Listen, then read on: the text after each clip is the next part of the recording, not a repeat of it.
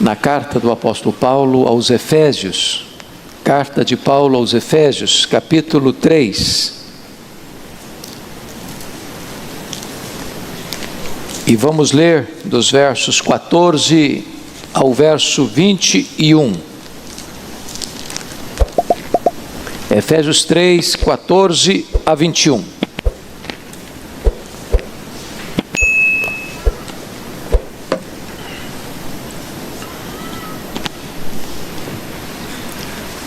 Este texto que vamos ler é literalmente uma oração feita pelo apóstolo Paulo. Aliás, a segunda oração que ele faz nesta breve carta. E ele diz assim: por esta causa me ponho de joelhos diante do Pai, de quem toma o nome toda a família, tanto no céu como sobre a terra, para que, segundo a riqueza da sua glória, vos conceda que sejais fortalecidos com poder, mediante o seu Espírito no homem interior, e assim habite Cristo no vosso coração pela fé, estando vós arraigados e alicerçados em amor, a fim de poderdes compreender com todos os santos qual é a largura e o comprimento, e a altura e a profundidade, e conhecer o amor de Cristo que excede todo entendimento, para que sejais tomados de toda a plenitude de Deus. Ora, àquele que é poderoso para fazer infinitamente mais do que tudo quanto pedimos ou pensamos, conforme o seu poder que opera em nós, a Ele seja a glória na igreja e em Cristo Jesus, por todas as gerações, para todos sempre. Amém. Irmãos amados, o apóstolo Paulo, certamente o maior bandeirante do cristianismo, grande desbravador da obra missionária, depois de percorrer a província da Galácia, da Macedônia, da Acaia, agora dedica-se na terceira viagem missionária à província da Ásia Menor. E ele vai passar 3 anos na maior cidade da Ásia Menor, a capital daquela província, que é a cidade de Éfeso, uma metrópole de mais de 300 mil habitantes na época, a cidade que hospedava uma das 7 maravilhas do mundo antigo, o templo da deusa Diana, a Diana dos Efésios, um palácio de mármore 4 vezes maior que o Partenon de Atenas, uma cidade fortemente idólatra, uma cidade fortemente ocultista, e sem os recursos de que dispomos hoje, Paulo chega naquela cidade, e em 3 anos, o evangelho impacta de tal maneira a cidade, que a idolatria recua, os mágicos convertidos a Cristo queimam seus livros de magia em praça pública, e diz Atos 9 que a palavra de Deus prevalece na cidade. Além do mais, toda a província é alcançada, igrejas são plantadas nas principais cidades, como Esmirna, Pérgamo, Tiatira, Sardes, Filadélfia, Laodiceia, Colossos e Hierápolis. Agora Paulo está se despedindo desta igreja, e ele está rumando para Jerusalém, onde levaria uma oferta aos pobres da Judeia. No caminho, no porto de Mileto, ele reúne-se com os presbíteros da igreja de Éfeso e diz para eles assim: o Espírito Santo me assegura de que eu enfrentarei pela frente cadeias e tribulações, mas em nada considero a vida preciosa para mim mesmo, conquanto que eu complete a minha carreira e o ministério que eu recebi do Senhor Jesus para testemunhar o evangelho da graça de Deus. Ele chega em Jerusalém e ele é preso. Conspiram contra ele para matá-lo. Ele é transferido para Cesareia Marítima, quartel-general de Roma em Israel. Ele fica ali 2 anos, debaixo de pesadas acusações dos judeus, sob a égide dos governadores Félix e Festo. Então, em virtude de haver uma conspirata contra ele, por parte do Sinédrio, que cooptava o governador para entregá-lo, sabendo que eles iriam matá-lo antes de chegar em Jerusalém, opta por ser julgado em Roma, porque era direito seu como cidadão romano fazer essa opção. Então ele chega em Roma preso, chega em Roma algemado, e é desta prisão de Roma, irmãos, que ele escreve esta carta, a carta aos Efésios. Esta é a rainha das cartas de Paulo. Esta é a carta eclesiológica do Novo Testamento. E nesta epístola há um registro de duas orações. No capítulo 1, há uma oração por iluminação. No capítulo 3, há uma oração por capacitação. Eu não tenho dúvidas de que Paulo, ao se pôr de joelhos, alcança o pináculo do seu entendimento teológico. Ao se colocar de joelhos, ele alcança as alturas excelsas da compreensão das Escrituras. E então, mesmo preso, com limitações de movimento e de mobilidade, os homens não podem impedi-lo de orar. E eu posso lhes garantir que a oração é o instrumento mais poderoso que Deus colocou nas mãos da igreja. Porque a oração conecta a fraqueza humana à onipotência divina. A oração conecta o altar da terra com o trono do céu. E aqui o apóstolo Paulo, preso, já velho, com cicatrizes no seu corpo, não faz qualquer pedido de bênçãos materiais. Ele não pede para ser solto. Ele não pede para ser curado, porque era um homem doente. Ele não pede conforto na prisão. Ele pede para que a igreja seja revestida com poder. E eu queria então olhar com vocês, e peço que todos de Bíblia aberta comigo considerem a exposição que Paulo faz neste texto. Primeiramente, vejamos o preâmbulo desta oração. Ele começa assim: por esta causa. E a pergunta é: que causa? Do que ele está falando? Por esta causa. É claro que quando ele diz por esta causa, ele está aqui nos remetendo a tudo quanto já escreveu até agora na epístola. E o que ele escreveu até agora? No capítulo 1, ele nos revela o plano eterno de Deus para a nossa redenção. O Pai nos escolhendo em Cristo antes da fundação do mundo para sermos santos e irrepreensíveis perante Ele. Ele retratou como Filho, com o seu sangue nos remiu para sermos adotados na família de Deus. Ele mostrou como o Espírito Santo nos foi dado como selo, garantindo-nos que somos propriedade de Deus, e nos deu o penhor do Espírito Santo. Ele orou para que Deus abrisse os olhos espirituais da igreja, para que ela entendesse a sua herança, o seu chamado e o poder que estava à sua disposição. No capítulo 2, ele retrata para nós como nós estávamos mortos e Deus nos deu vida. Ele retrata para nós que o pecado trabalha contra nós, mas Deus trabalha por nós, Deus trabalha em nós, Deus trabalha através de nós. Ele retrata como Deus, no seu plano eterno, juntou judeus e gentios num só povo, a igreja, o corpo de Cristo. Ele retrata para nós que o Evangelho, reunindo judeus e gentios, era o grande mistério oculto das gerações, mas agora revelado a nós, no Evangelho. E ele diz: por esta causa, meus irmãos, eu me ponho de joelhos diante do Pai. E eu queria então tomar emprestada esta frase de Paulo para ser o tema da nossa mensagem. Por esta causa, eu me ponho de joelhos. Notem vocês que normalmente os judeus oravam de pé. quando havia uma causa muito urgente, então os judeus se ajoelhavam para orar. Ele está fazendo um pedido da mais alta importância para a igreja, e ele está dizendo que vai se colocar de joelhos para fazer essa oração.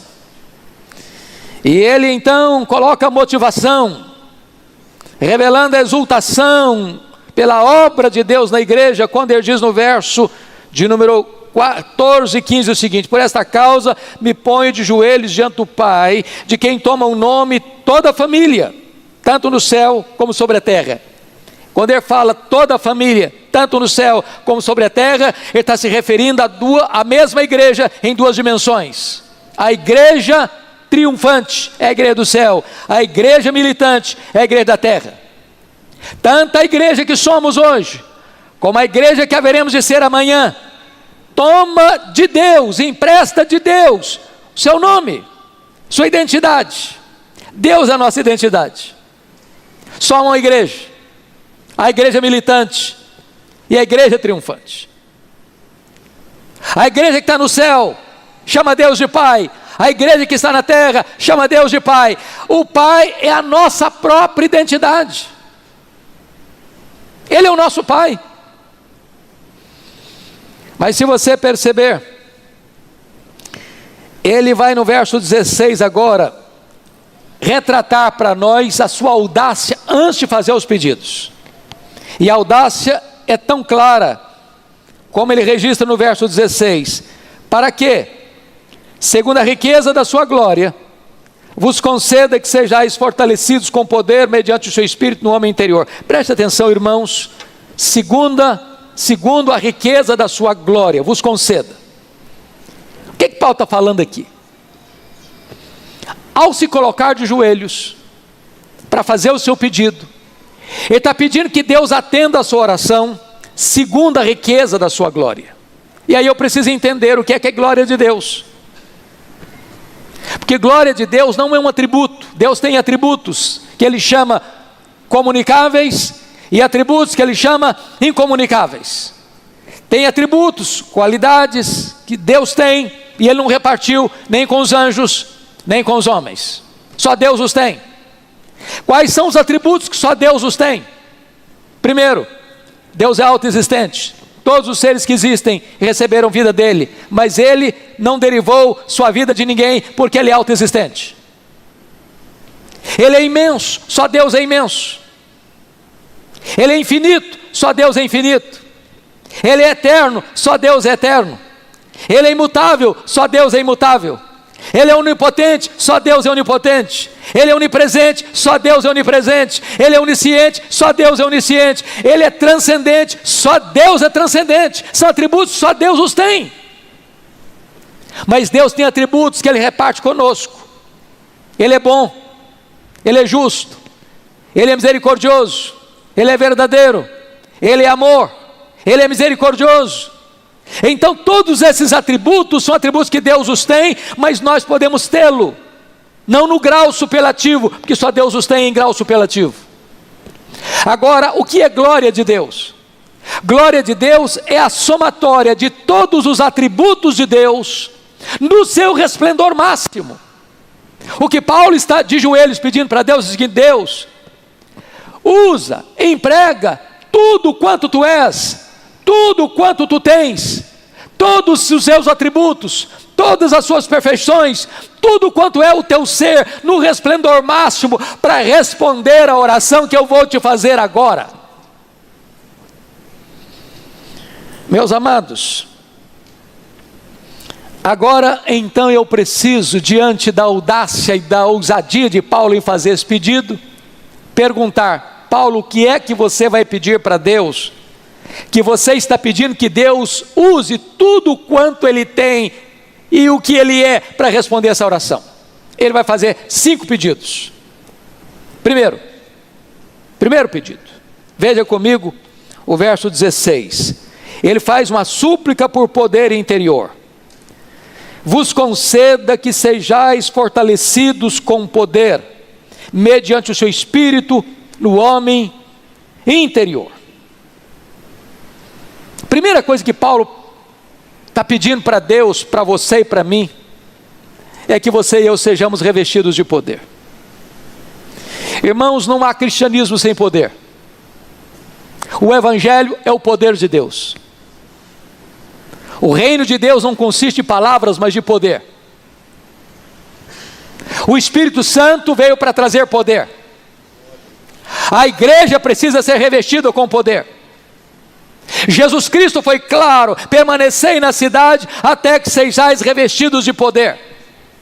Jesus Cristo foi categórico: mas recebereis poder ao descer sobre vós o Espírito Santo. Na primeira oração, Paulo diz que toda a suprema grandeza do poder de Deus está à nossa disposição. Que poder? O mesmo poder que ressuscitou Jesus dentre os mortos. A igreja não pode ser uma família fraca, a igreja não pode ser composta de um povo fraco. A igreja recebeu o poder e ela deve ser fortalecida com todo o poder.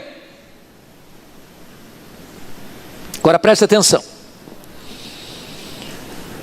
vos conceda que sejais fortalecidos com poder mediante o seu Espírito.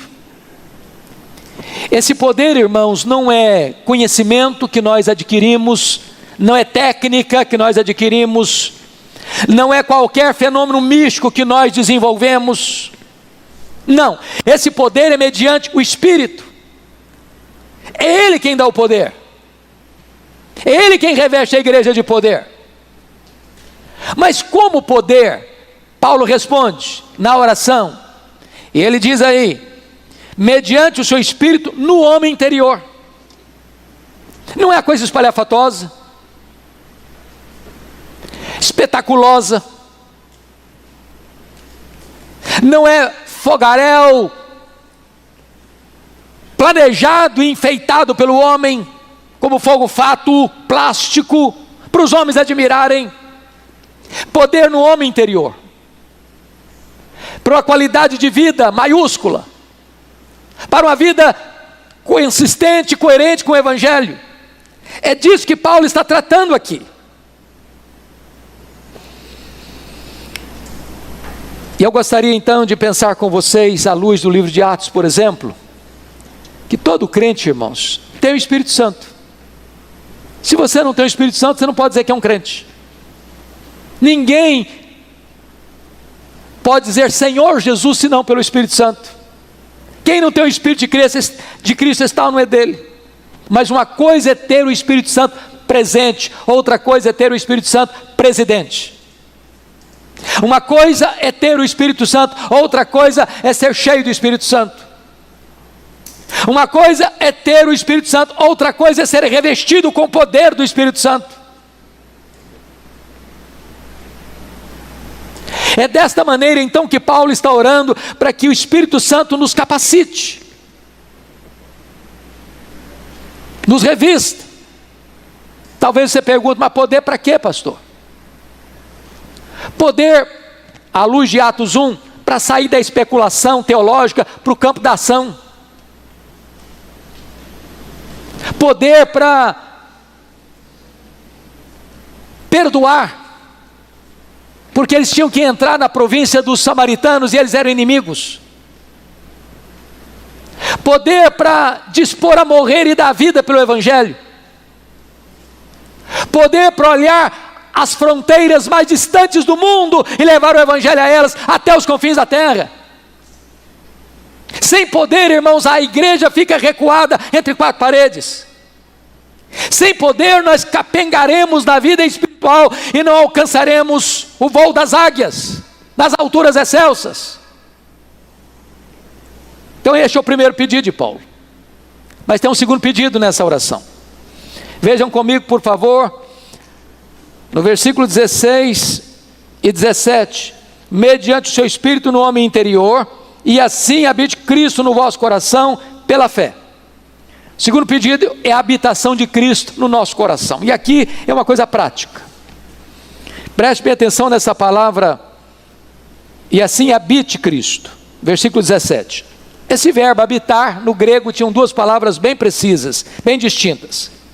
A palavra paroikel e a palavra katoikel. O paroikel é o habitar de um turista que viaja. e que pernoita num hotel. Você chega, você paga uma diária, você recebe as chaves, você fica naquele quarto, naquela suíte, por um dia, 2 dias, quanto você pagou? Você desfruta daquele local, mas você não é dono daquele hotel, você não é dono daquele quarto, você não tem liberdade de tirar as coisas dali, de mudar as coisas dali, você não é proprietário, você não é dono, você chegou e você vai embora, você é apenas um hóspede. Essa é a palavra katoikel, mas a palavra paroikel, mas a palavra que Paulo usou aqui não é paroikel, é katoikel. E sabe o que é katoikel? É habitar como dono da casa, é habitar como alguém que tem as chaves da casa, é habitar como alguém que pode fazer uma reforma na casa, é habitar como alguém que, à luz de Neemias, pode jogar os móveis de Tobias fora de casa. O que Paulo está orando é para que Jesus possa habitar no seu coração, no meu coração, no nosso coração, desta forma, onde Ele seja o dono da nossa vida, onde Ele tenha as chaves do nosso coração, onde Ele seja o Senhor da nossa vida, onde Ele realinha as prioridades da nossa vida, onde não haja quartos secretos, onde nós travamos e não, aqui é comigo.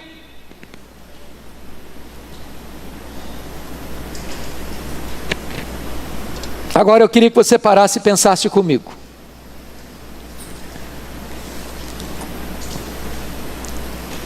Jesus está se sentindo bem, habitando no seu coração? Essa casa está apropriada para Ele? Você já entregou para Ele todas as chaves? Tem áreas na sua vida que precisam ser rendidas a Jesus ainda?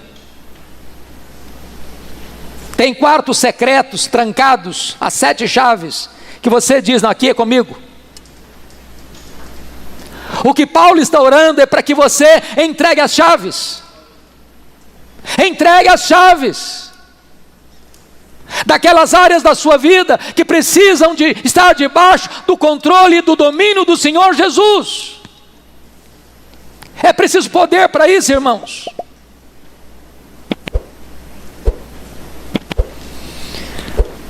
Ao terceiro pedido, e o terceiro pedido, confiram comigo, está aí no versículo de número 17.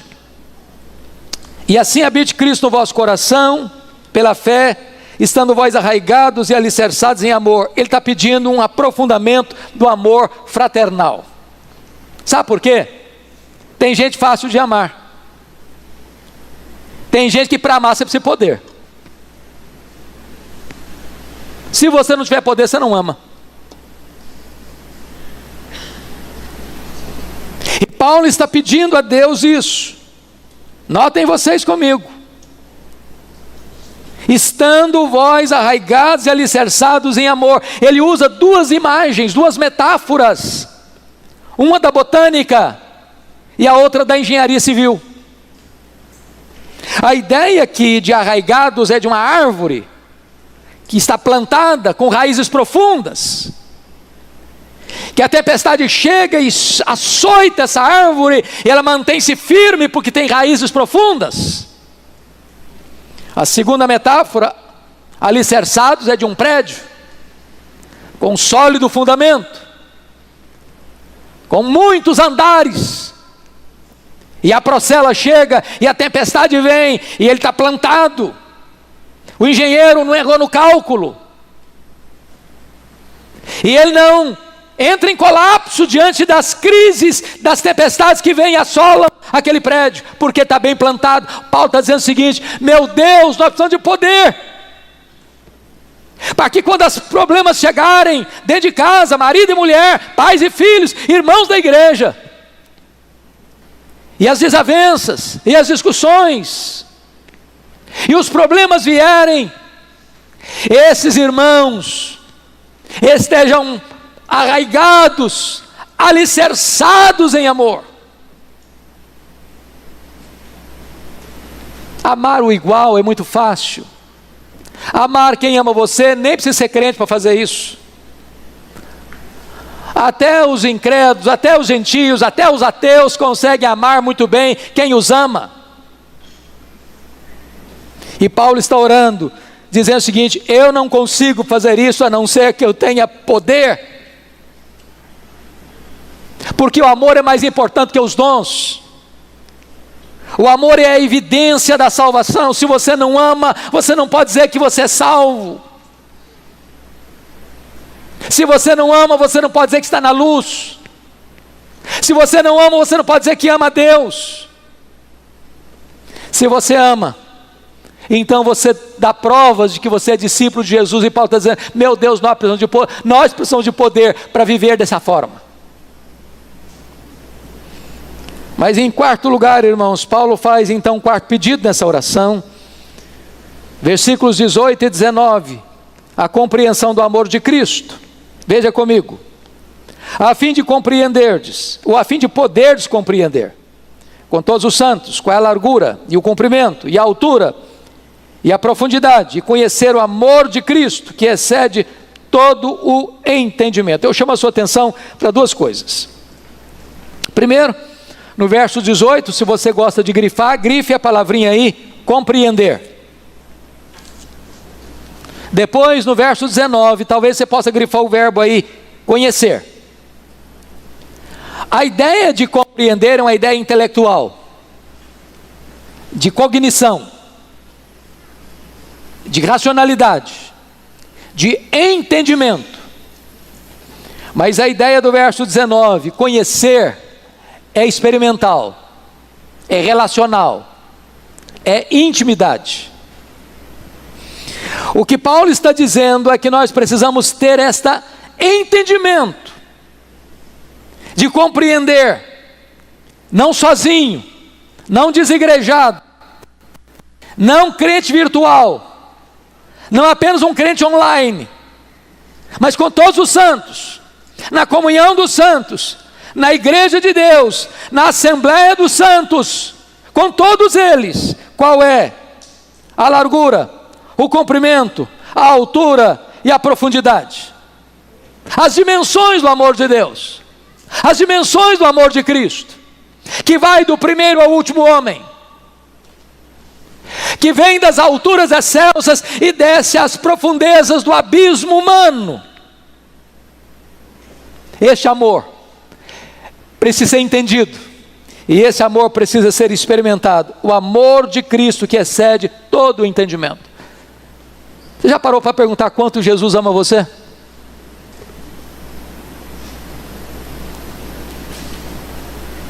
Sendo Deus, ele se fez homem. Sendo rico, ele se fez pobre. Sendo santo, ele se fez pecado. Sendo bendito, ele se fez maldição. Sendo honrado pelos anjos, sujeitou-se a ser cuspido pelos homens. Sendo o autor da vida, ele se dispôs a morrer pelos seus pecados. Sendo amado do Pai, ele bebeu sozinho o cálice amargo da ira de Deus. Tendo todo o poder nos céus e na terra, ele se sujeitou à morte, morte de cruz. Sabe por que ele fez isso? Porque ele ama você. Porque ele ama você. Se você tem dúvidas do amor de Deus por você, olhe para a cruz. Não há como Deus amar mais você do que já amou. Essa é a máxima expressão do amor de Deus.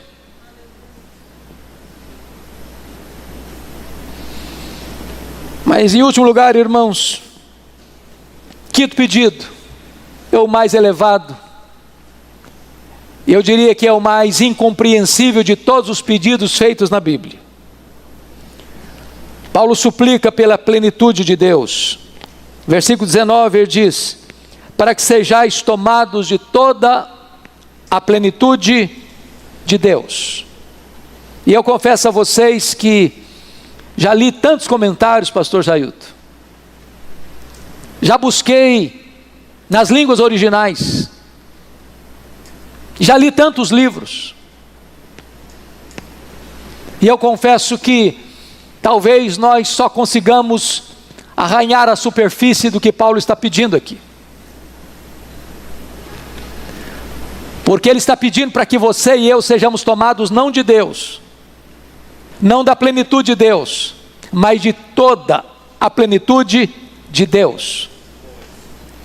Já olhamos agora há pouco quem é Deus, seus atributos, mas só chama atenção para um. A Bíblia diz que Deus é transcendente. Numa linguagem bíblica, nem o céu dos céus pode contê-lo. Quando você pergunta aos astrônomos o tamanho da obra que Deus fez, eles não sabem responder com precisão. O que eu posso garantir a você é que o universo não é infinito, porque infinitude é um atributo exclusivo de Deus. Talvez infinito seja para nós, porque nunca houve, talvez jamais haverá um homem que possa dizer: aqui está o último limite do universo.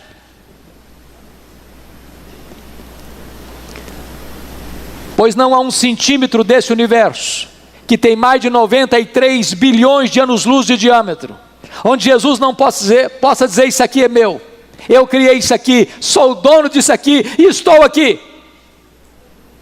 Ele é maior que tudo que existe. E agora Paulo está de joelhos numa prisão, algemado, orando e pedindo para que você e eu sejamos tomados de toda a plenitude de Deus. Eu não sei quanto a você, mas eu, examinando o meu coração, eu acho que o maior problema que nós temos na nossa vida cristã é que nós limitamos o que Deus pode e quer fazer na nossa vida com o que nós conhecemos e com o que nós já experimentamos.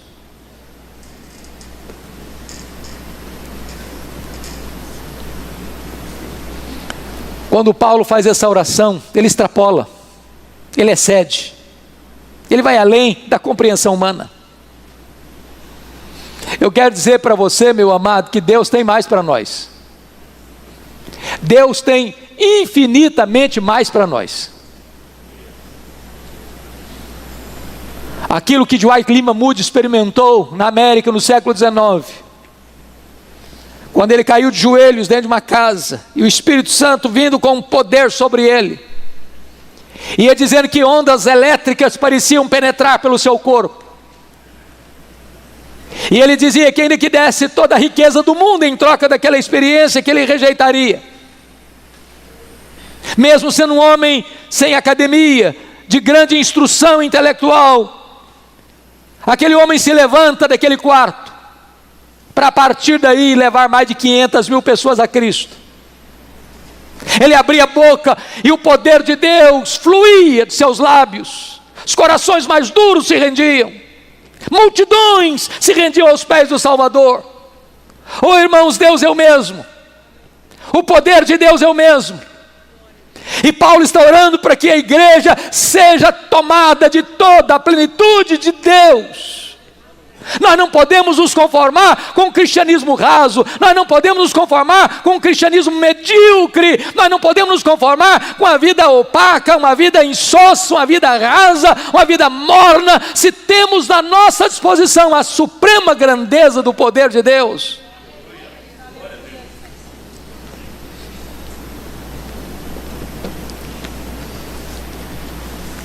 Quando eu olho para a Bíblia, sobretudo em Efésios, eu me impressiono, porque no capítulo 1, verso 23, Paulo diz que a igreja é a plenitude daquele que a tudo enche em todas as coisas. A igreja é a plenitude de Cristo. Quando eu olho aqui em 3,19, Paulo está dizendo para que eu seja tomado de toda a plenitude de Deus, Deus Pai. Mas quando eu olho o capítulo 5, verso 18, Paulo diz: enchei-vos do Espírito. E a igreja pode ser cheia do Espírito Santo de Deus, plenitude do Pai, plenitude do Filho, plenitude do Espírito Santo. Talvez você argumente assim: bom pastor, mas é provável que Paulo estivesse delirando naquela prisão. O pedido é grande demais, é ousado demais. E ele vai mostrar a capacidade de Deus para responder no versículo 20. Você pode ler o verso 20 comigo em voz alta, por favor, toda a igreja? Ora, aquele que é poderoso para fazer infinitamente mais do que tudo quanto pedimos ou pensamos, conforme o seu poder que opera em nós. Esse versículo só faz sentido pleno para nós quando você entende o que ele pediu. Porque já pediu algo que não dá para medir, já pediu algo que não dá para você compreender. Ele pediu para que a igreja seja tomada de toda a plenitude de Deus. Paulo, você está sendo ousado demais, você está sendo audacioso demais, você pediu demais, você não mediu as consequências do seu pedido, e aquele pedido que é máximo, ele está dizendo: ora, Deus é poderoso para fazer infinitamente mais. Eu não sei o que é infinitamente mais do que eu já tinha pedido. O que cabe a nós é entender uma coisa: Deus tem mais para nós. Deus tem infinitamente mais para nós. E ele não poderia terminar, portanto, essa oração a não ser com a doxologia. No versículo 21, a ele seja a glória na igreja e em Cristo Jesus, por todas as gerações e para todo sempre. A igreja é a esfera onde a glória de Deus se manifesta. É glória no corpo, é glória na cabeça, é glória no tempo, é glória na eternidade. E Paulo diz: por esta causa eu me ponho de joelhos. Queria que por um momento você fechasse os seus olhos e você fizesse algumas perguntas a você mesmo.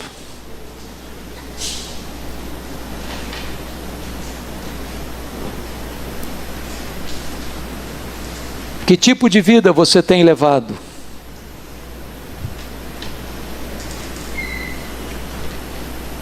O que você conhece acerca deste assunto que Paulo está orando aqui? Você tem sido revestido com poder mediante o Espírito Santo no seu homem interior?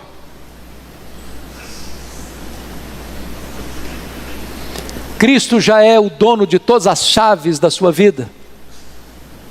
Ele é o Senhor da casa? Ou apenas um anfitrião que vem e vai embora?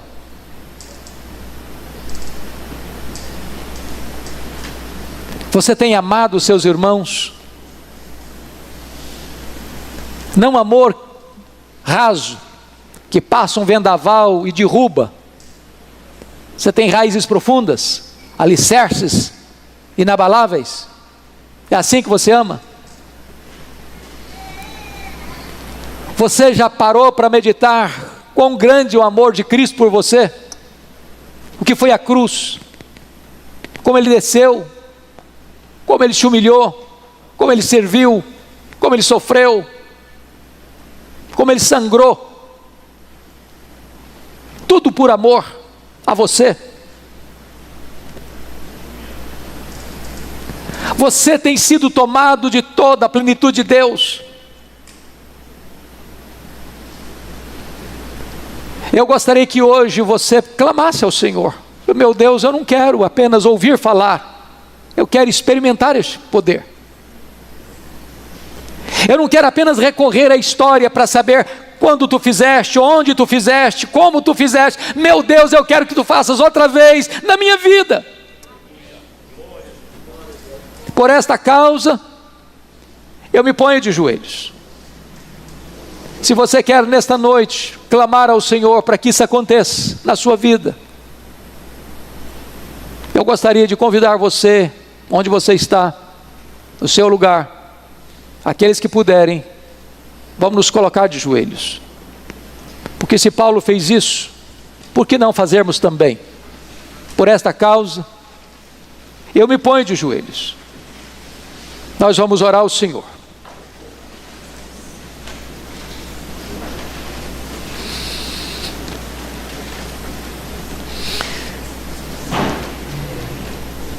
Deus, aqui está a tua igreja, carente da tua graça,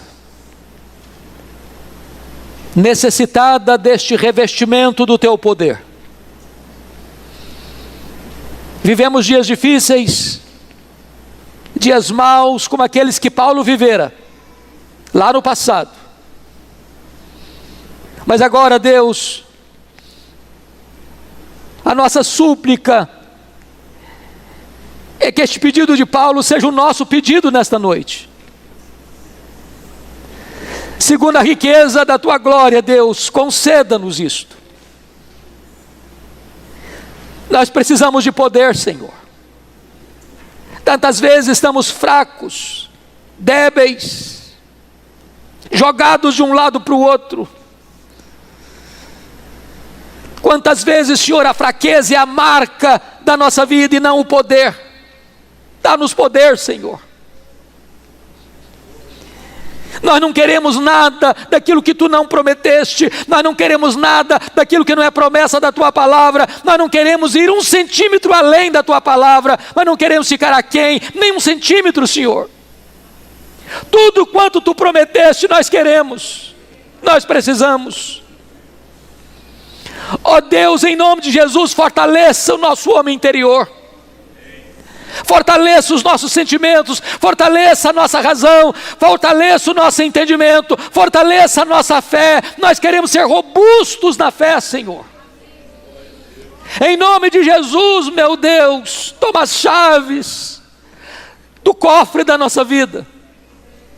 Aquelas áreas, meu Deus, que ainda nós somos tentados a tomar conta, aquelas áreas que nós somos vulneráveis, Senhor, e temos dado vazão tantas vezes à carne, tantas vezes sofremos vergonha, derrota. Toma essas chaves das Tuas mãos, Senhor, em nome de Jesus. Dirige a nossa vida, seja o dono do nosso coração.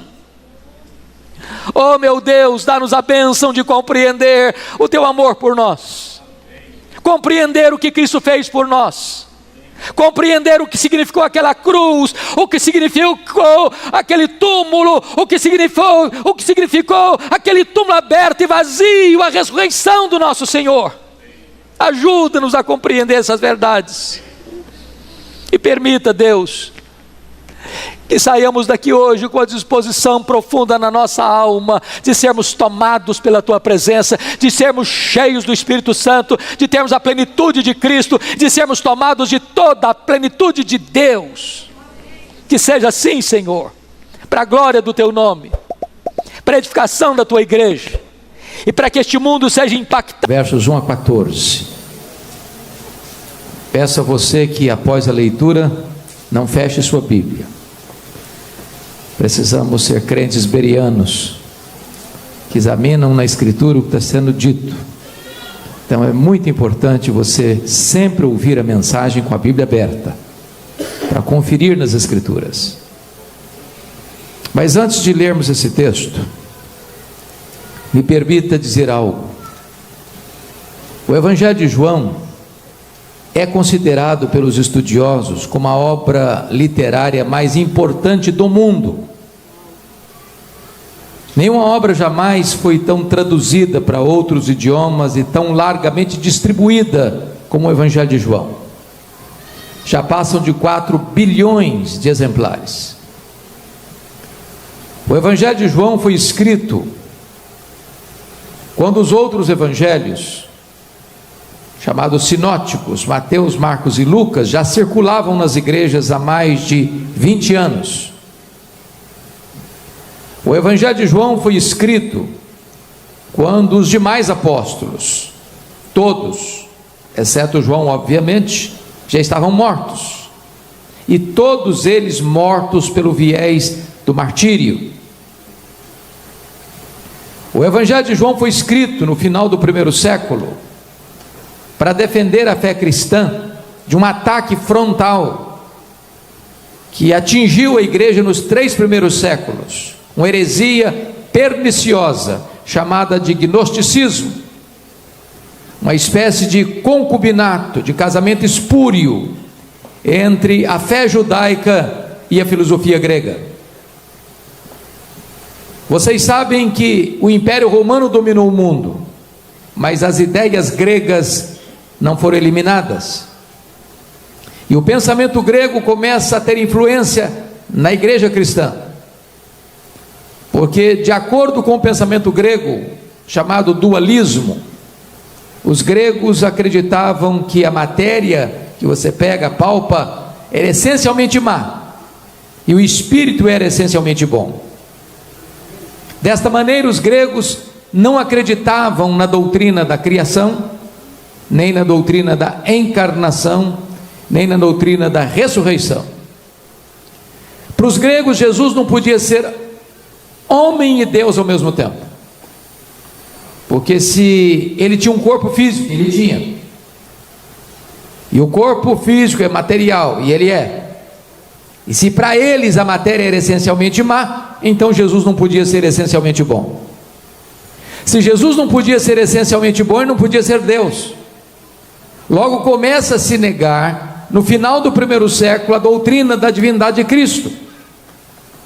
E os concílios eclesiásticos que aconteceram nos 5 primeiros séculos do cristianismo, todos estavam voltados para defender a doutrina de Cristo, porque o gnosticismo estava entrando nas igrejas, e as igrejas, em vez de influenciar a cultura secular, era a cultura secular que estava entrando dentro das igrejas. Então João escreve este evangelho para defender uma tese. Qual tese? Jesus Cristo é verdadeiramente Deus, sem deixar de ser verdadeiramente homem. Ele não deixou de ser Deus ao encarnar-se, e ele não deixou de ser homem ao retornar para o céu como Deus. E aqui, neste evangelho, mormente, nesta introdução do evangelho, João vai como que abrir as cortinas da eternidade. João vai acender as luzes no palco da história, e João vai revelar-nos o nosso glorioso Redentor. E ao revelar-nos o nosso glorioso Redentor, ele nos revela assim: no princípio era o Verbo, e o Verbo estava com Deus, e o Verbo era Deus. Ele estava no princípio com Deus. Todas as coisas foram feitas por intermédio dele, e sem ele nada do que foi feito se fez. A vida estava nele, e a vida era a luz dos homens. A luz resplandece nas trevas, e as trevas não prevaleceram contra ela. Houve um homem enviado por Deus, cujo nome era João. Este veio como testemunha para testificar a respeito da luz, a fim de todos irem a crer por intermédio dele. Ele não era luz, mas veio para testificar da luz, a saber, a verdadeira luz que vinda ao mundo ilumina a todo homem. O Verbo estava no mundo, o mundo foi feito por intermédio dele, mas o mundo não o conheceu. Veio para o que era seu, e os seus não o receberam. Mas a todos quantos o receberam, deu-lhes o poder de serem feitos filhos de Deus, a saber, aos que creem no seu nome, os quais não nasceram do sangue, nem da vontade da carne, nem da vontade do homem, mas de Deus. E o Verbo se fez carne e habitou entre nós, cheio de graça e de verdade, e vimos a sua glória, glória como do unigênito do Pai. Amém. Quando João abre as cortinas da eternidade para revelar-nos o nosso glorioso Redentor, ele quase nos tira o fôlego de início, porque ele começa assim: no princípio era o Verbo. Vocês que têm certamente uma boa noção da língua portuguesa, percebem aí que João não usa o verbo ser no pretérito perfeito. Ele não diz no princípio foi o Verbo, mas ele usa o pretérito imperfeito. No princípio era o Verbo. Significa que quando tudo teve um princípio, quando tudo começou, quando todas as coisas foram criadas, o Verbo já existia. O Verbo preexiste ao início, ao começo. E se ele preexiste ao início e ao começo, então ele é eterno, e eternidade é um atributo exclusivo de Deus. Então já abre o evangelho provando que ele é Deus, porque ele é eterno, e eternidade é um atributo exclusivo de Deus. Vou lhe dizer que você e eu não entendemos bem o que é eternidade. Nós entendemos um pouco de tempo, de eternidade não, e eu explico. Se você, por exemplo, tirar de 1 milhão de anos um dia, você não tem mais 1 milhão de anos, certo? Óbvio, claro. Mas eu lhe pergunto, se você tirar 1 milhão de anos da eternidade, quanto lhe resta? A eternidade. E se você tirar da eternidade 1 bilhão de anos, quanto sobra? A eternidade. Logo, a eternidade não é tempo. Logo, você e eu não entendemos tão bem o que é eternidade. Sabe por quê? Porque a eternidade é um atributo exclusivo de Deus, e o verbo é eterno. Então ele é Deus. E o verbo estava com Deus. Essa expressão na língua grega, prostonteon, significa que ele estava face a face com Deus. Ora, se Deus é um ser pessoal, e ele é, e se o verbo estava face a face com ele, logo o verbo não é um ser impessoal, como pensavam os gregos, mas é um ser pessoal, da mesma essência e da mesma substância de Deus. De acordo com o credo niceno, ele é Deus de Deus, luz de luz, coigual, coeterno e consubstancial com o Pai. E João conclui assim: e o verbo era Deus. Não ser inferior a Deus, como pensara Ário de Alexandria, não ser apenas superior aos anjos, mas um ser da mesma natureza, da mesma essência, tendo os mesmos atributos e realizando as mesmas obras. Então, eu preciso concordar com o pensador cristão C.S. Lewis quando disse o seguinte: com respeito a Jesus, você só tem 3 opções: ou ele é um mentiroso, ou ele é um louco, ou ele é Deus. Se ele não é quem ele disse ser, é um mentiroso.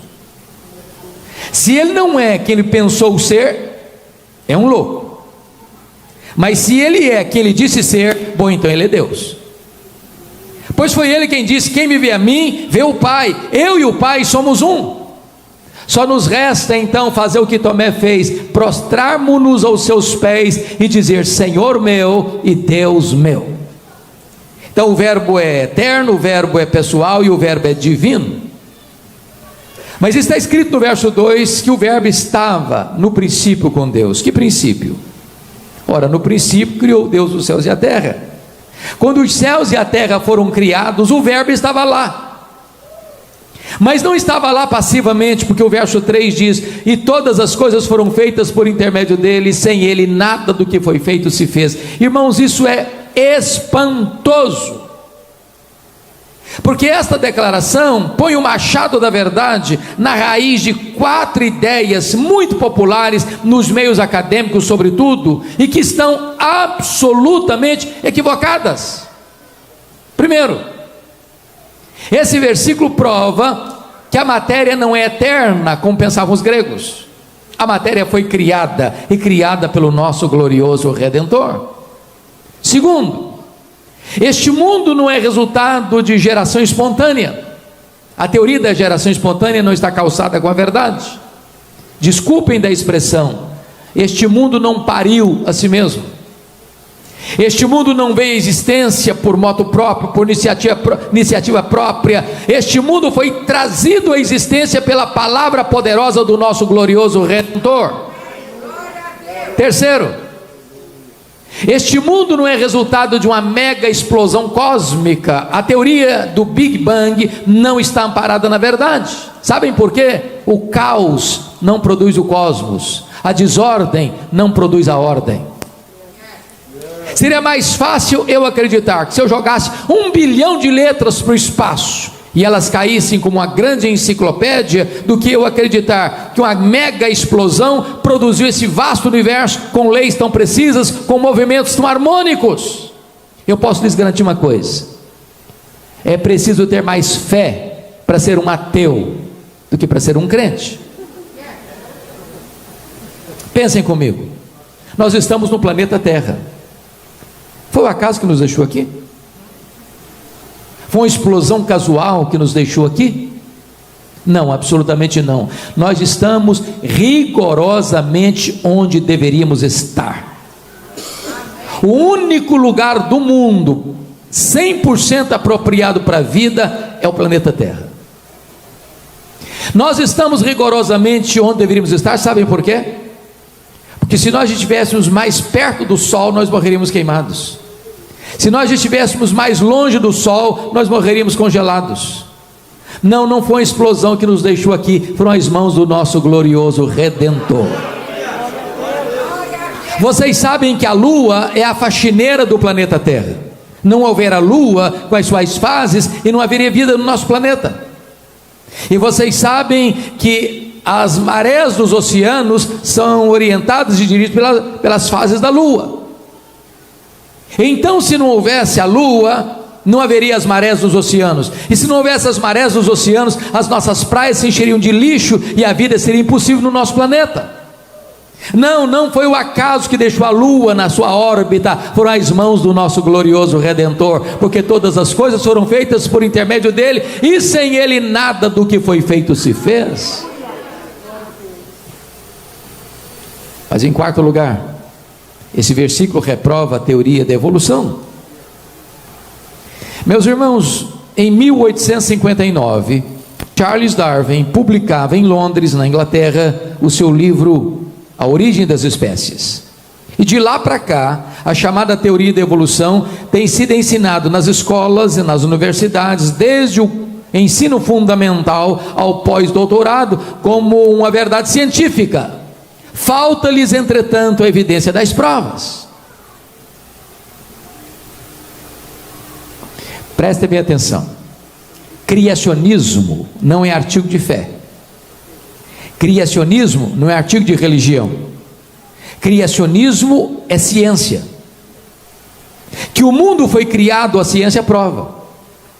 O que você e eu cremos pela fé não é que o mundo foi criado. O que você e eu cremos pela fé é que este mundo que foi criado pelo nosso glorioso Redentor. Todas as coisas foram feitas por intermédio dele, e sem ele nada do que foi feito se fez. Portanto, irmãos, a mais importante verdade que deveria reger nossa vida é quem é o nosso glorioso Redentor. Quão grande ele é, quão poderoso ele é, quão magnífico ele é, quão majestoso ele é. Dr. A.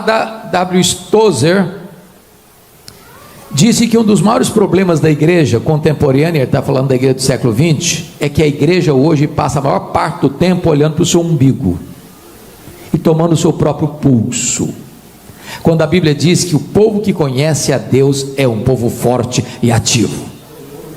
Quem é o seu Deus? Quão grande é o seu Deus? Quando o profeta Isaías está meditando sobre a majestade de Deus, e ele está falando do Messias, porque é um texto messiânico, ele diz: o meu Deus é aquele que mede as águas na concha da sua mão. Então pense comigo no Pacífico, no Atlântico, no Índico, no Mediterrâneo, nos mares, nos rios. Vá aqui num dos mares que cercam esta cidade e tente esvaziá-lo com um baldinho. Veja quanto tempo você vai levar. Pois o seu glorioso Redentor mede as águas na concha da sua mão. O seu Redentor pesa o pó das montanhas em balança de precisão. O seu Redentor mede os céus a palmos.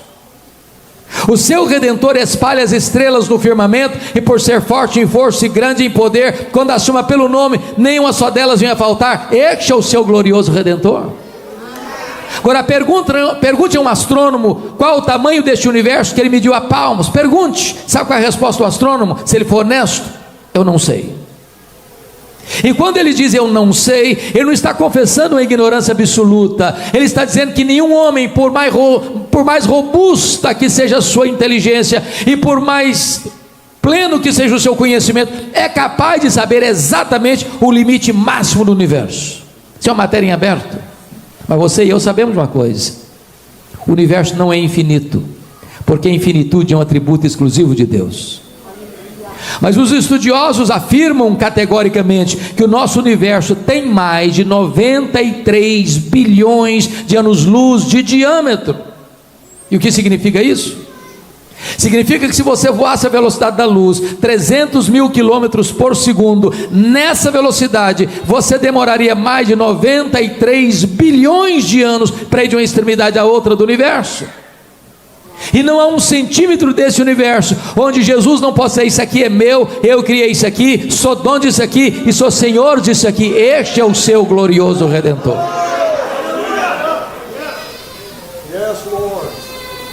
Se você perguntar para um astrônomo assim: quantas estrelas existem? Sabe qual é a resposta dele? Eu não sei. Mas os astrônomos afirmam hoje que há mais estrelas no firmamento que todos os grãos de areia de todas as praias e desertos do nosso planeta. Então vá um dia na praia, encha a concha da sua mão de areia e tente contar quantos grãos de areia você consegue botar na concha da sua mão. Pois há mais estrelas no firmamento que todos os grãos de areia de todas as praias e desertos do nosso planeta. Mas o seu glorioso Redentor não apenas criou todas elas, Ele batizou cada uma delas pelo nome. E diz a Bíblia que por Ele ser forte em força e grande em poder, quando as chama pelo nome, nenhuma só delas vem a faltar. Este é o seu glorioso Redentor. Todas as coisas foram feitas por intermédio dele, e sem Ele nada do que foi feito se fez. Do século 20 para cá, meus irmãos, nós não estamos mais pasmos com a grandeza do macro-universo, nós estamos boquiabertos com a grandeza do micro-universo. Por exemplo, se você for no seu quintal e pegar uma folha, por mais tenra que ela seja, ela é mais complexa do que a grande cidade de Boston. Se você for na sua geladeira e pegar um ovo e quebrá-lo numa frigideira, aquela gema é mais complexa do que qualquer máquina que o homem jamais inventou. O Dr. John Wilson, catedrático de Harvard, uma das maiores autoridades no mundo em oftalmologia, diz que você e eu temos em torno de 10 milhões de fios duplos encapados em cada um dos nossos olhos, e se não for assim, haveria um curto-circuito e ficaremos cegos.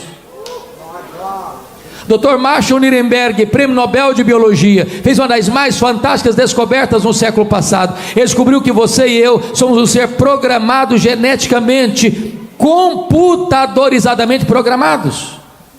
Ele descobriu que você e eu temos em torno de 60 trilhões de células vivas no nosso corpo, e em cada uma delas tem 1,70 m de fita DNA, onde estão gravados e computadorizados todos os nossos dados genéticos, a cor dos nossos olhos, a cor do nosso temperamento, a cor da nossa pele. Se você pegar a fita DNA do seu corpo, você terá 102 trilhões de metros de fita DNA, você terá 102 bilhões de quilômetros de fita DNA no seu corpo. Daria para dar diversas voltas no sistema planetário. O Dr. Lowe foi afirmar mais tarde que códigos de vida não se originam espontaneamente, não se originam de uma evolução de milhões e milhões de anos. Códigos de vida foram plantados em você pelo Deus Todo-Poderoso, Criador dos céus e da terra, e este é o nosso glorioso Redentor. Aleluia!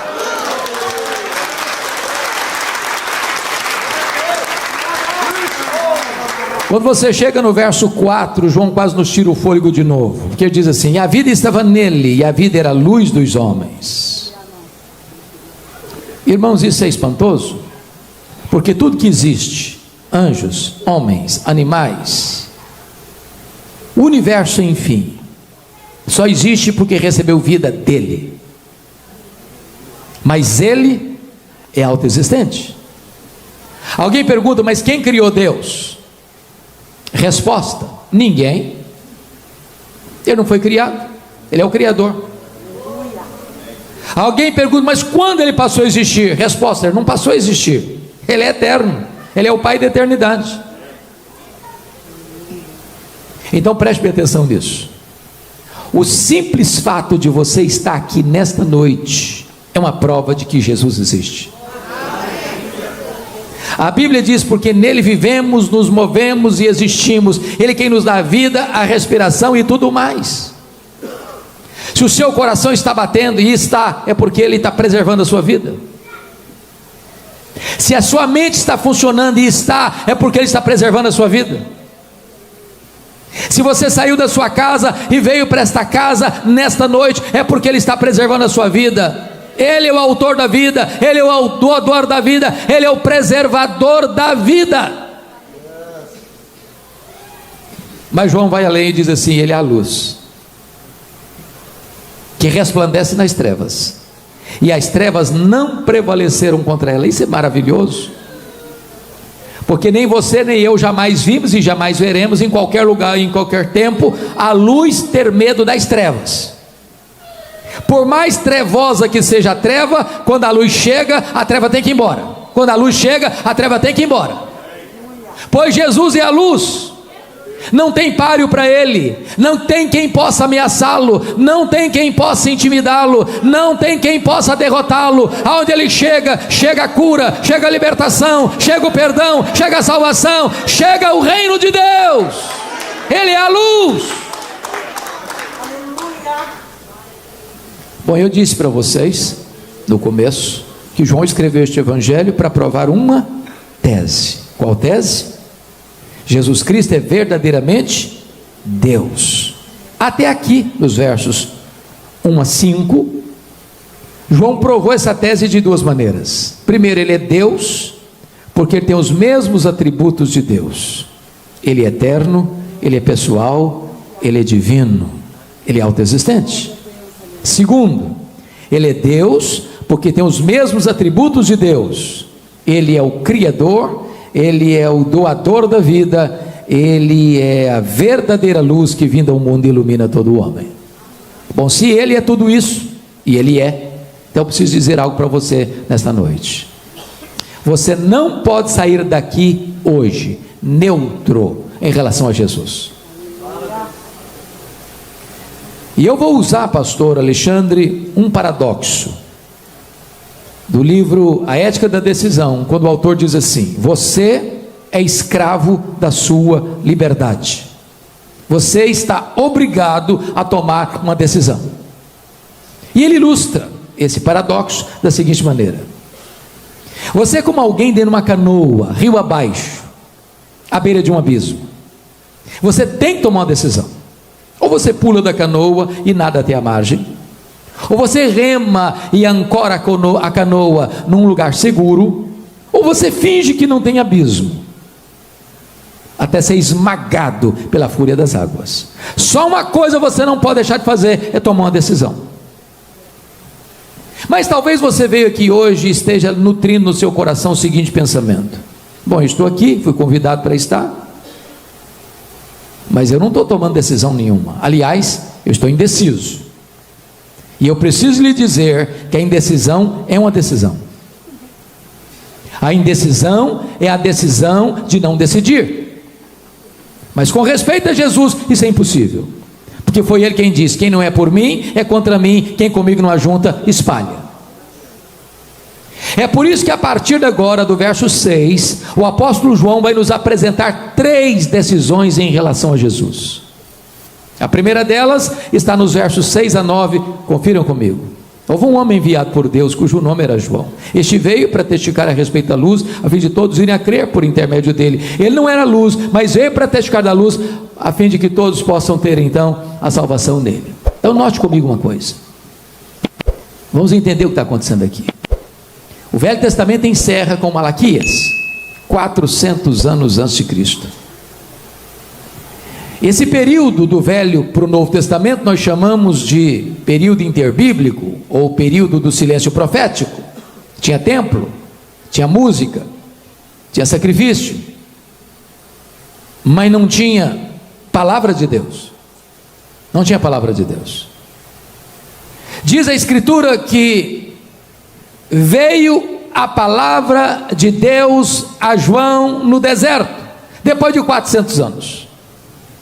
E ele andou por toda a circunvizinhança do Jordão, pregando o batismo de arrependimento para a remissão de pecados. E as multidões fluíam das ruas, das cidades, das praças, das vilas, das aldeias, para o deserto da Judeia. E João pregava batismo de arrependimento para a remissão de pecados. E as multidões vinham, e lá estavam os fariseus, lá estavam os saduceus, lá estavam os coletores de impostos, lá estavam os soldados. E diz a Bíblia em Lucas 3, que de repente toda essa multidão, não parte dela, toda essa multidão começa a cogitar algo perigoso, sedutor, que beija os ouvidos de João Batista com aquela voz aveludada, como o sibilo da serpente. A pergunta foi esta: porventura tu não és o próprio Cristo? Olha a tentação aí, olha o perigo aí, olha a tentativa de botar um homem no pedestal aí. Preste atenção comigo. Se João tivesse engolido aquela isca venenosa, ele poderia pensar assim: bom, na verdade, pensando bem, eu acho que eu sou um fenômeno. Tem 400 anos que nunca ninguém viu isso. as multidões vindo me encontrar no deserto. Se eu tivesse engolido essa isca venenosa, eu podia pensar assim: bom, se eu me declarar Messias aqui, o povo já tem do meu lado. Mas ele não engoliu a isca venenosa, não. Ele foi claro: eu não sou o Messias, eu vim preparar o caminho do Messias. Eu não sou o verbo, eu sou apenas uma voz que clama no deserto. Eu não sou a luz, eu vim para testificar da luz, a saber, a verdadeira luz que vindo ao mundo ilumina todo homem. Eu não sou o noivo, eu sou apenas o amigo do noivo. Eu não sou o cordeiro, eu aponto para ele e digo: eis o cordeiro de Deus que tira o pecado do mundo. Eu batizo com água, mas aquele que vem depois de mim é mais poderoso que eu, e ele vos batizará com o Espírito Santo e com fogo. Eu não sou nem sequer digno de me curvar, desatar as correias das suas sandálias. Eu tenho um lema de vida: convém que ele cresça e que eu diminua. Sabe o que João está nos ensinando aqui, irmãos? Nunca queira receber a glória que só pertence a Jesus. Ele não divide a sua glória com ninguém. Mas agora nós temos uma segunda decisão no texto. Confira comigo os versos 10 e 11.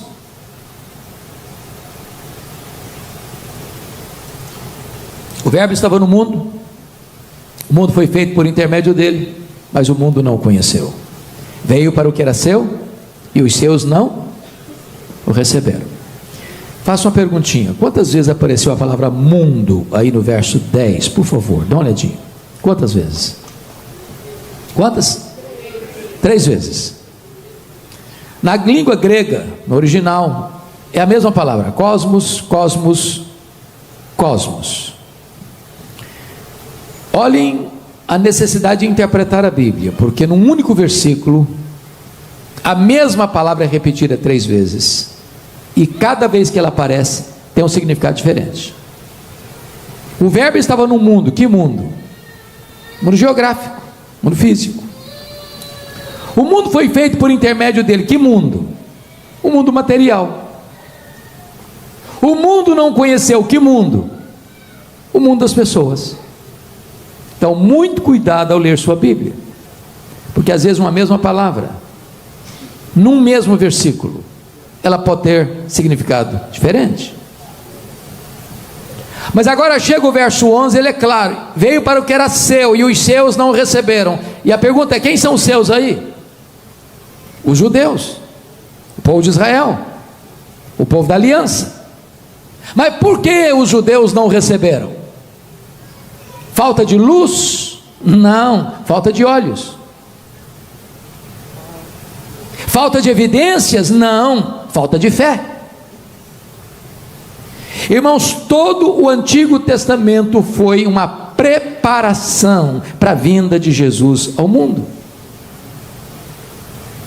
Tudo lá era sombra da realidade que se cumpriu em Jesus.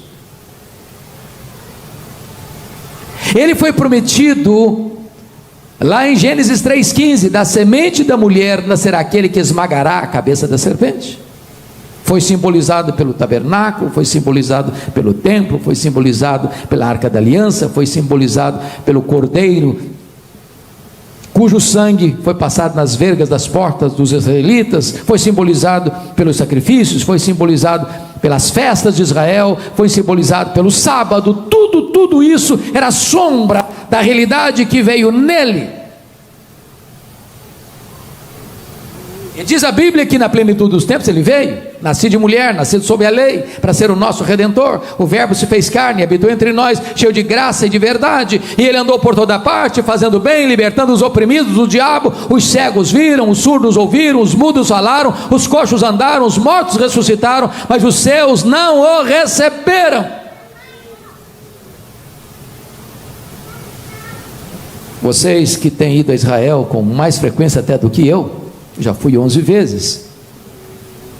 É curioso, você chega lá e eles estão lá no Muro das Lamentações, orando, lendo a Torá, aguardando ainda um Messias, que já veio há 2000 anos em Jesus de Nazaré.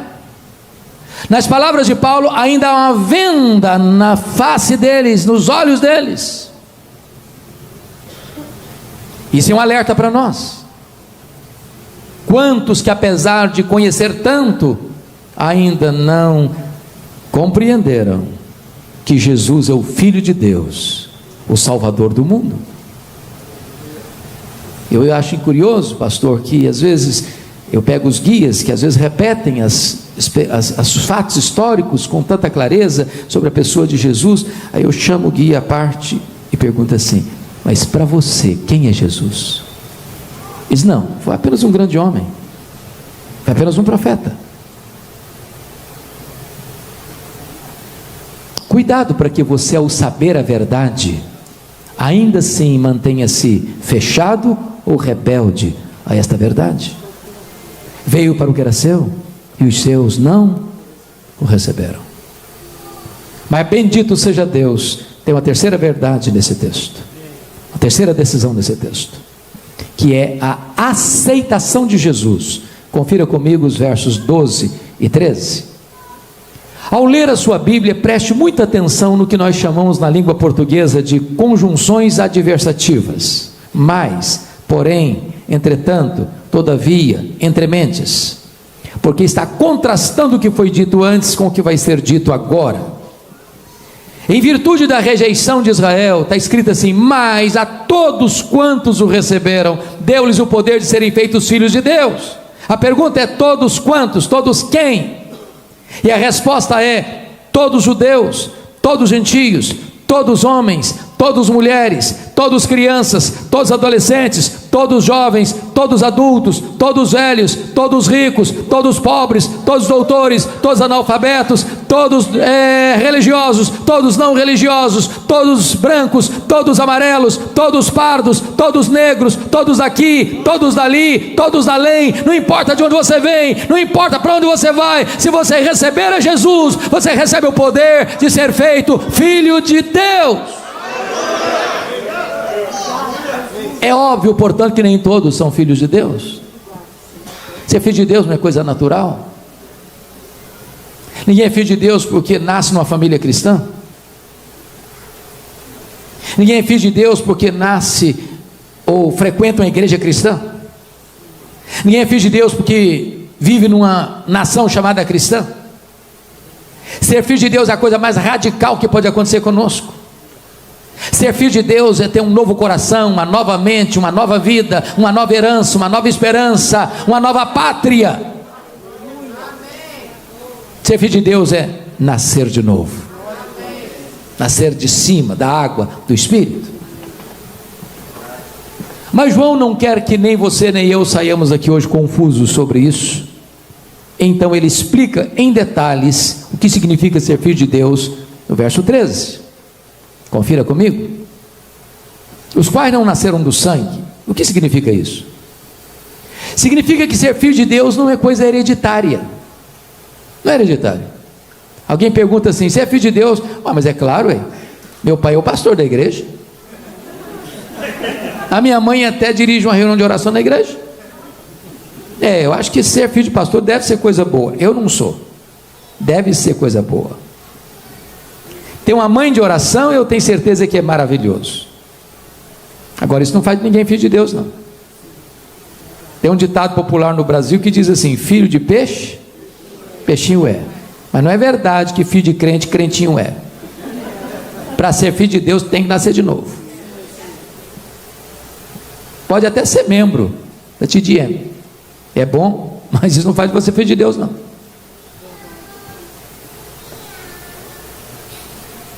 Segundo, os quais não nasceram do sangue nem da vontade da carne. Sabe o que significa isso? Nenhum de nós tem poder, tem competência para nos autoproclamarmos filhos de Deus.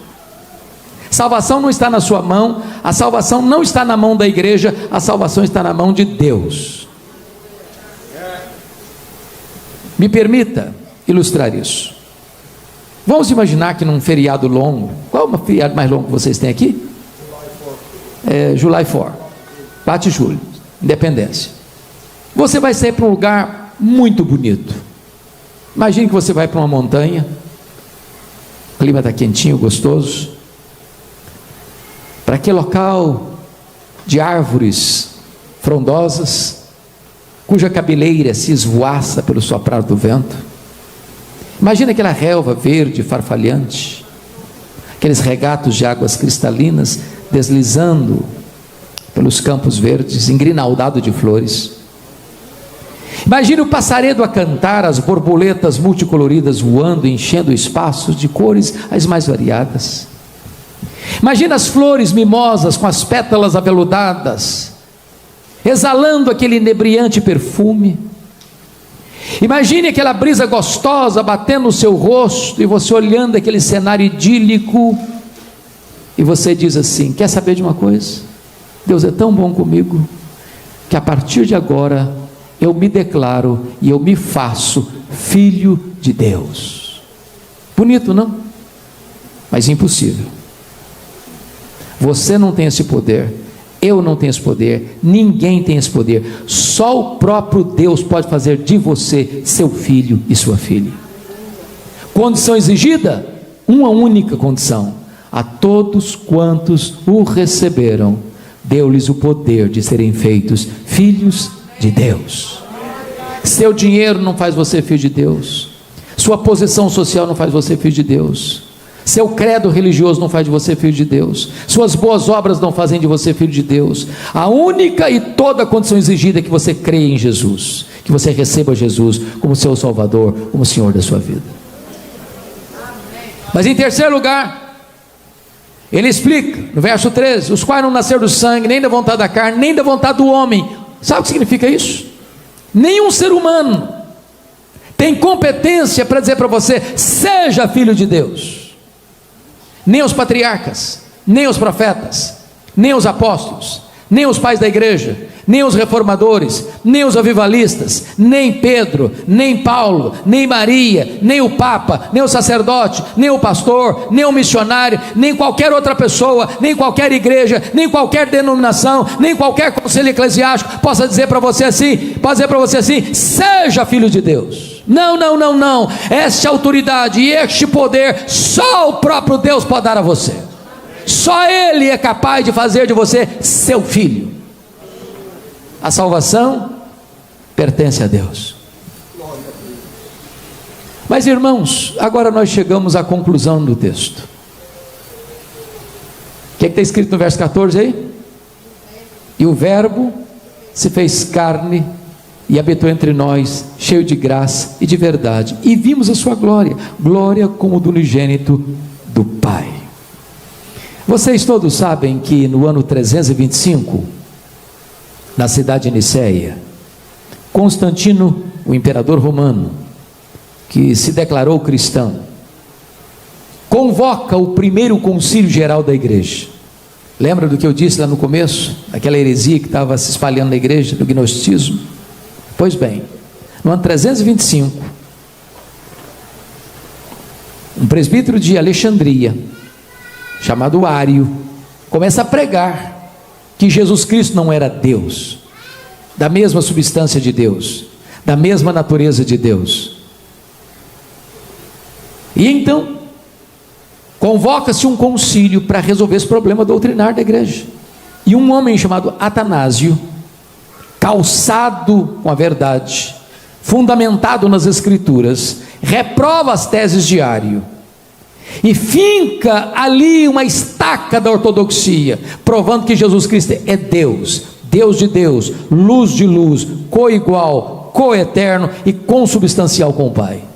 E este Atanásio escreve um livro sobre a encarnação, está traduzido em língua portuguesa inclusive, provando que a encarnação é o maior mistério do cristianismo. E é mesmo, se não vejamos. O que está escrito aí? E o verbo se fez carne. A pergunta é: que verbo? E a resposta é: o verbo eterno, o verbo pessoal, o verbo divino, o verbo que é Deus, autoexistente, imenso, infinito, eterno, onipotente, onipresente, onisciente, transcendente, soberano, que nem os céus dos céus pode contê-lo. E diz Paulo em Filipenses 2,6 que esse verbo a si mesmo se esvaziou. Preste atenção, ele não foi esvaziado, ele se esvaziou. Mas quanto ele se esvaziou, ele foi se esvaziando, foi se esvaziando, foi se esvaziando, foi se esvaziando, foi se esvaziando, a ponto de se transformar um zigoto, um embrião, um feto, um bebê, que nasce de uma virgem, é enfaixado em panos e colocado numa manjedoura. Aquele bebê é o Criador do universo, que nem os céus dos céus pode contê-lo. Este é o mistério da encarnação. Mas ele não veio para ficar longe de nós, não. Ele veio para estar entre nós. Ele vestiu pele humana, ele calçou as sandálias da humildade, ele pisou o nosso chão, ele bebeu a nossa água, ele comeu o nosso pão, ele sentiu a nossa dor, ele chorou a nossa lágrima, ele carregou sobre o seu corpo no madeiro os nossos pecados, ele morreu pelos nossos pecados, ele foi sepultado, ele ressuscitou para a nossa justificação, ele voltou para o céu, ele está sentado no trono e ele voltará para buscar a sua noiva. Mas diz o texto que ele não veio cheio de justiça e juízo, mas cheio de graça e verdade. Porque se ele viesse cheio de justiça e juízo, ele nos fulminaria, nos fulminaria. A Bíblia diz que o melhor de nós, preste atenção nisso, o melhor de nós, as nossas justiças, aos olhos de Deus, não passam de trapos. Então baixa a bola, baixa a bola. Porque o melhor de nós não passa de trapos aos olhos dele. Se ele viesse cheio de justiça, ele nos fulminaria, mas bendito seja Deus, ele veio cheio de graça. Ele nos pegou arruinados, ele nos apanhou sujos, ele nos apanhou depravados, ele nos apanhou condenados. Nós estávamos mortos nos nossos delitos e pecados, e ele nos amou, e ele nos escolheu, e ele nos salvou, e ele nos perdoou, e ele nos transformou, e ele nos restaurou, e ele nos fez membros da família de Deus.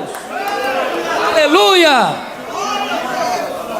E o texto diz assim: e vimos a sua glória, glória como do unigênito do Pai. Preste atenção nisso. Quando Deus mandava um profeta lá no Velho Testamento, via de regra esse profeta apontava para algum atributo de Deus em especial. Isaías enfatizou a santidade, Amós enfatizou a justiça, Osés enfatizou a misericórdia. Mas quando Jesus veio, ele não veio para enfatizar este ou aquele atributo de Deus, ele veio para revelar Deus. Sabe por quê? Ele era a exata expressão do ser de Deus, ele era o resplendor da glória, habitou nele corporalmente toda a plenitude da divindade. Por isso ele pode dizer: quem me vê a mim, vê o Pai, porque eu e o Pai somos um. Mas antes de eu encerrar, me permita dizer algo. João aqui nessa introdução provou que Jesus é Deus de duas maneiras. Ele é Deus porque tem os mesmos atributos de Deus, e ele é Deus porque ele faz as mesmas obras de Deus. Quando você vai para o restante do Evangelho, você vai notar algo curioso. João segue a mesma toada. E João vai mostrar ao longo do Evangelho que Jesus Cristo é Deus por duas razões. Primeiro, ele é Deus porque faz as mesmas obras de Deus. Então o que João vai fazer? Ele escreve no final do livro que se todos os sinais que Jesus realizou fossem registrados numa linguagem hiperbólica, em todo o mundo não caberiam os livros. Mas João vai fazer o seguinte: ele vai selecionar desses muitos sinais, 7 sinais, 7 milagres. Por que 7? É o número da perfeição. Para provar uma coisa: se ele faz as obras de Deus, logo ele é Deus. Primeiro milagre, capítulo 2, é transformar água em vinho. Segundo milagre, capítulo 4, ele cura o filho do oficial. Terceiro milagre, capítulo 5, ele cura o paralítico de Betesda. Quarto milagre, capítulo 6, ele multiplica pães e peixes. Quinto milagre, capítulo 6, ele anda sobre o mar. Sexto milagre, capítulo 9, ele cura um cego de nascença. Sétimo milagre, capítulo 11, ele ressuscita Lázaro. Você faz as obras de Deus, logo ele é Deus. Mas João vai provar que ele é Deus porque ele tem os mesmos atributos de Deus. O que João vai fazer? João vai pegar uma declaração de Jesus em João 8,58, que diz assim: antes que Abraão existisse, eu sou. Vocês todos sabem que eu sou é o grande nome de Deus revelado a Moisés no Sinai. é o Deus Yahvé, ou Deus Javé. Se você lê numa versão Yahvé e lê noutra versão Javé, não fica triste nem preocupado, porque no hebraico a letra I e a letra J é a mesma letra. E você sabe que a palavra Jeová não é propriamente um nome, é a composição de dois nomes. As consoantes de Javé com as vogais de Adonai formam a palavra Jeová, pois Jesus é o Jeová do Velho Testamento. Então o que João vai fazer? João vai selecionar 7 declarações de Jesus: eu sou. Primeira declaração, João 6,35, eu sou o pão da vida. Segunda declaração, João 8,12, eu sou a luz do mundo. Terceira declaração, João 10,9, eu sou a porta. Quarta declaração, João 10,11, eu sou o bom pastor. Quinta declaração, João 11,25, eu sou a ressurreição e a vida. Sexta declaração, João 14,6, eu sou o caminho e a verdade e a vida, e ninguém vem ao Pai senão por mim. Sétima declaração, João 15,1, eu sou a videira verdadeira. Se ele tem os mesmos atributos do Deus, então ele é Deus. Está provada a tese de João. Mas eu não posso terminar antes de mostrar aqui para mim um grande mistério do Evangelho de João. Dessas 7 declarações, pastor Alexandre, uma delas ele compartilha com a igreja. Por exemplo, ele diz em João 8,12, eu sou a luz do mundo. Mas ele diz em Mateus 5,14, vós sois a luz do mundo. Preste atenção nisso. Jesus nunca disse assim para a igreja, vós sois o pão da vida, quem se alimentar de vós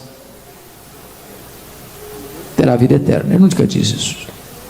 Jesus nunca disse assim para a igreja, vós sois a porta, quem entrar por vós entrará e sairá e achará pastagem. Ele nunca disse isso para a igreja.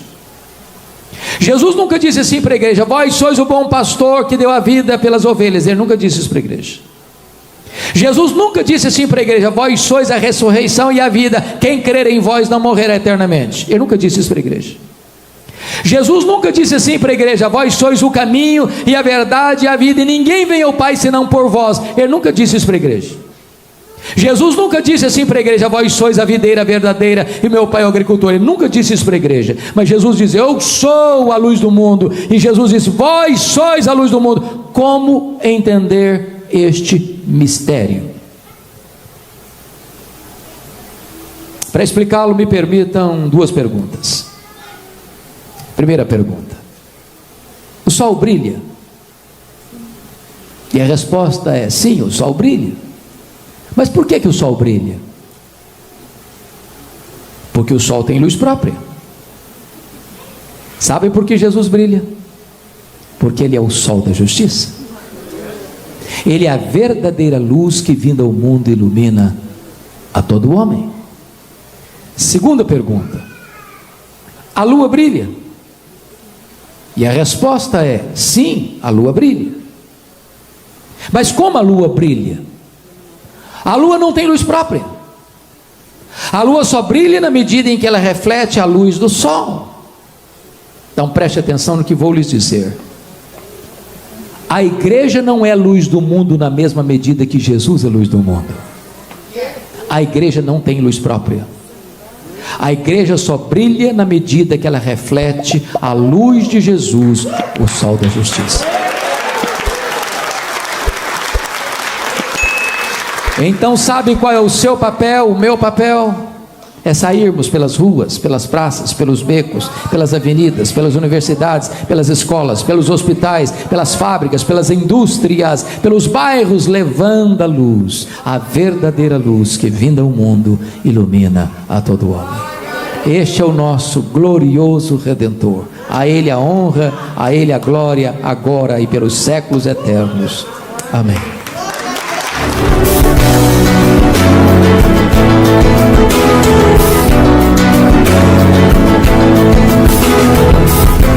Palavra da Verdade, com Hernandes Dias Lopes.